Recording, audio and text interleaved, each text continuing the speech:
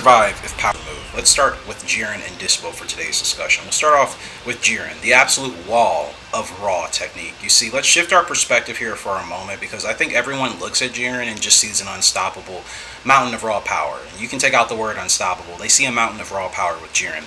And when he fought in the Tournament of Power, his aura alone shook the entire world of Void, right? But what really happens when you strip away the massive energy, and I mean you strip it away completely. If you take away the key of Jiren, you take away his power, you leave him with nothing but just his core physical body and his basic combat instincts he had from his mentor.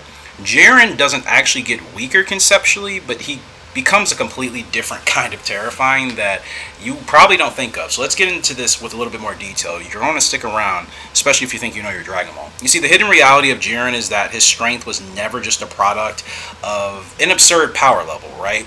He is a master of micro movements and kinetic efficiency. They explained that pretty well during the Tournament of Power. I'm not sure who really picked up on it. But if you watch his initial clash with Goku, Jiren barely moves an inch in order to dodge these attacks. You see, that isn't a key technique, right? That is absolute mastery over spatial awareness and muscle control. Even without a single drop of energy to enhance his muscles, Jiren's base physiology is heavily optimized for survival, and really nothing but that. He spent his entire life training on a high-gravity world, under the Pride Trooper's brutal regime, molding his physical frame to be denser and more durable than almost any other mortal creature in the entire Dragon Ball multiverse. And an unknown tactical detail I think about Jiren's fighting style is his reliance on predictive counterattacks. It's actually one of the things I enjoy watching Jiren fight, and I would tell you, if you haven't paid attention to it initially, just watch some stuff back, some highlights, and just see how he's able to counterattack effectively. You see, without ki, obviously fighters in the Dragon Ball universe can't rely solely on just energy sensory perception, right? They technically have to track their opponents. They rely on raw sight, or they've had to rely on raw sight, sound, and the physical displacement of air in order to track their opponents effectively if they don't have ki, right? With Jiren, he's uniquely suited for this because his eyes are biologically adapted to process high-speed movements independently of energy tracking. So Jiren is going to read the twitches of a muscle, the shift of a stance, the slight change in weight distribution before a punch is even thrown. And I want to say for the record, this is not just, related to Jiren alone. There are other fighters in the show that do this, but we're specifically talking about Jiren and Dyspo today. Because in a world where power is entirely removed, combat reverts back to pure physics and structural leverage. You see, Jiren excels here because his strikes utilize massive physical mass perfectly. In other words, he doesn't need a ki blast to shatter an opponent's defense. He just simply uses kinetic alignment to drive maximum force through the skeletal structure. So let's say, for example, if an opponent tries to grapple him or lock Jiren down, they're technically dealing with a biological anomaly whose physical grip strength alone can actually crush titanium. That's not something I'm making up. Jiren survives because he is essentially a fortress built on flawless martial arts fundamentals, and not just a battery filled with energy like sometimes we see in Dragon Ball. And think about the psychological toll this could take on an opponent. Imagine you're about to fight Jiren, but he's so different than what you've experienced. You can't read his energy. You don't know what he's going to do, and he's probably going to counterattack you, whatever you throw at him. Because in the Dragon Ball universe, fighters depend on the sensory comfort of reading power levels, right? So they look for the flare of an aura to time their parries, something along those lines. But when you remove all of that, a regular fighter is effectively blind in the Dragon Ball universe. He or she will stumble around in the dark, trying to find their footing. You see, Jiren doesn't stumble. He's not going to have those issues. His discipline is absolute. He has conditioned his mind to operate in total silence, something I'm still trying to master myself. And I think the absence of ki doesn't panic Jiren like it may for other fighters we've seen in the show. The absence of ki can strip away the noise, and it really leaves Jiren completely locked into the physical reality of the cage match. I think Jiren is scarier in those conditions based off of his training compared to what we've actually seen in the canon manga and anime.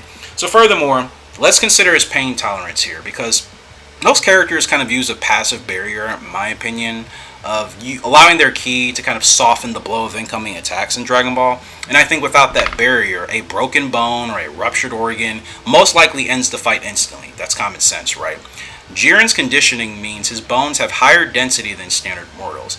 His skin and his muscle layers are going to act as natural armor plating for the Pride Trooper. So if you manage to land a punch on Jiren with zero power backing it up, you're essentially throwing your fist against solid granite. You're more likely to break your own hand than to have any chance of actually cracking his ribs. So this kind of brings us to his ultimate survival asset, to obviously end this character before we head to Dyspo, his teammate. But I would say Jiren's best ultimate survival asset is endurance. Why? Because when you rely on high energy transformations, your body is going to burn through calories and stamina at an alarming rate. Hence, enter Goku, Vegeta, and more or less any other Saiyan that uses transformations as if they're candy at the candy store.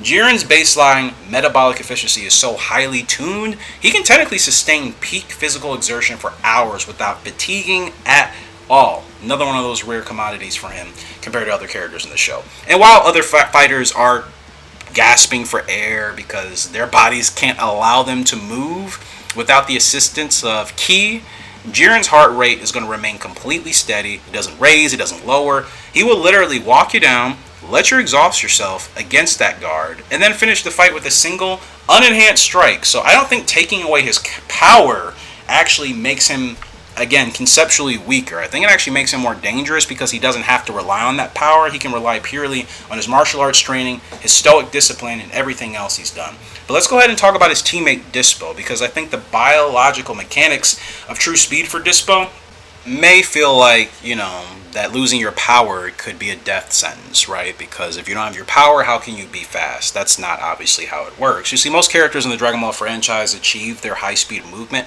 by blasting ki out of their bodies like it's a rocket booster. So when you remove that energy, their speed is going to drop back down to the standard mortal limit in regards to, a normal limit for mortal speed. But Dyspo is going to operate on an entirely different biological framework. You see, Dyspo's speed isn't a byproduct of high ki. His ki is a byproduct of his biological acceleration. That may sound confusing a little bit. Stick here with me if you're a little bit lost. You see, an interesting piece of lore that I think gets glossed over in Dragon Ball is the exact nature of Dyspo's light bullet technique. I feel like people just completely went over it because he wasn't the main character. You see, the companion guides confirm that this ability increases his speed by thousands of times. Not 100, not dozens, thousands of times, through a unique nervous system reflex rather than just an explosive ki burst, right? His species possesses highly specialized muscle fibers and an ultra-dense neural network that can transmit electrical signals almost instantaneously. Even without any power or energy enhancement, Dyspo's baseline reflexes remain vastly superior to that of the average mortal. He can perceive and react to threats, folks, before the physical sound of the attack even travels through the air. I mean, if you've paid any attention to a bunny rabbit, obviously we see his character. You can kind of see the similarities and why Toriyama designed him that way, right?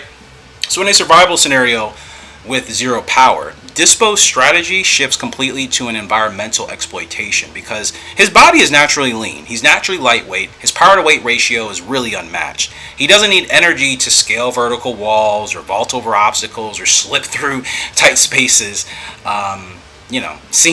Seamlessly, I should say, because while a heavier fighter like Jiren is going to rely on holding their ground, Dyspo's advantage relies on the fact that you simply cannot hit what isn't there, okay? His long ears aren't just an aesthetic choice, we know that. They function as high sensitive acoustic radars that allow him to detect the heartbeat, your heartbeat, and your breathing patterns. Okay, that's all Dyspo needs. He needs your heartbeat. If you're breathing and you're alive, he's going to sense you and he's going to be able to outwit you.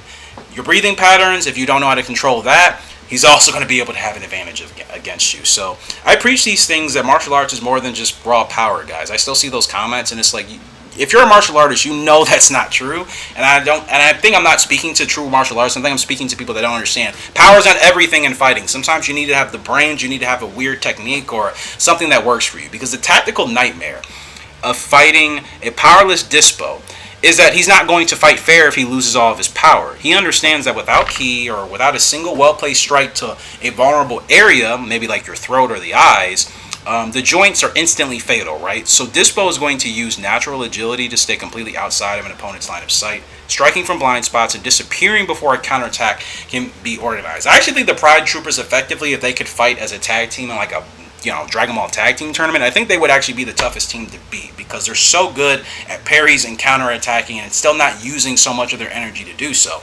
Dyspo survives not by overpowering his environment or anything like that. Dyspo survives by adapting to his environment faster than the laws of physics should allow.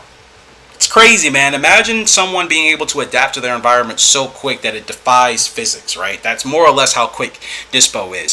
So let's break down the mechanical advantage of his hearing in a zero power landscape. Because again, the environment becomes incredibly loud. Every footstep echoes, every rustle of clothing or whatever is going to betray your position and show you up.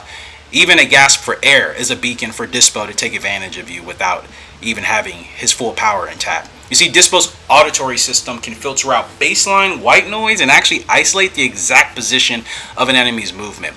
I feel like they went over this very quickly during the Tournament of Power, but not enough where you could really understand how truly fast and quick he is. And why I think he was a cool introduction for that team and for Universe 11, I believe. He doesn't need to look at you to know where you are. Dyspo doesn't need to know the direction you're facing. He can fight you technically with his eyes closed and still possess a clear picture of the battlefield. I mean, he could blindfold himself and still be able to know where you're going to go.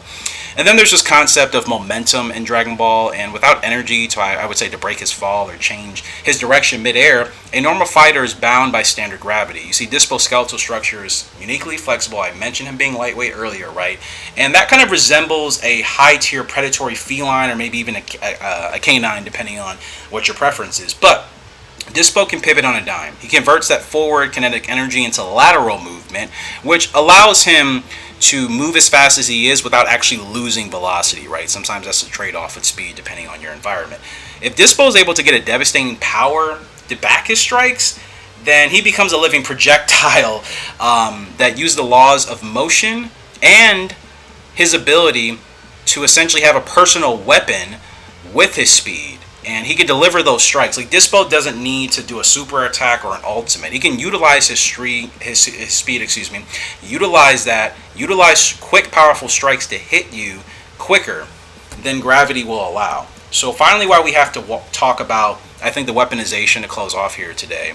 In a pure survival setting, I think where energy blasts are removed from Dragon Ball, the environment is going to prove the most important thing. Okay, it provides the arsenal, so to speak, for a fighter if they lose their traditional power or, like I said, energy blast. Dyspo's speed allows him to scavenge, set traps, even utilize improvised weapons, technically before an opponent can figure out that the terrain has been modified. He can chip off a piece of stone, sharpen a fragment of metal, or use a broken pipe, anything to neutralize a target. And with his speed intact, that's dangerous, right? Extremely dangerous.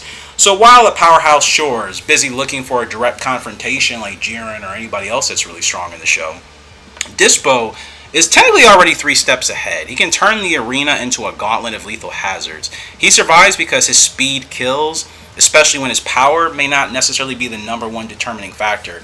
And I personally believe that Dyspo, with more power, would actually be one of the most dangerous Pride Troopers because of that speed, man. It's only the fact that he's not as strong as Jiren, or he's not even as strong as the God of Destruction Top. I think that they kind of, rightly so, nerfed Dyspo a little bit because you couldn't have, obviously, a character like that existing with his power, his speed, and then essentially what? He doesn't face any opposition from anyone. That wouldn't work, right? So I think that's pretty interesting. You guys feel free to let me know yours. Who survives better without power, Jiren or Dyspo?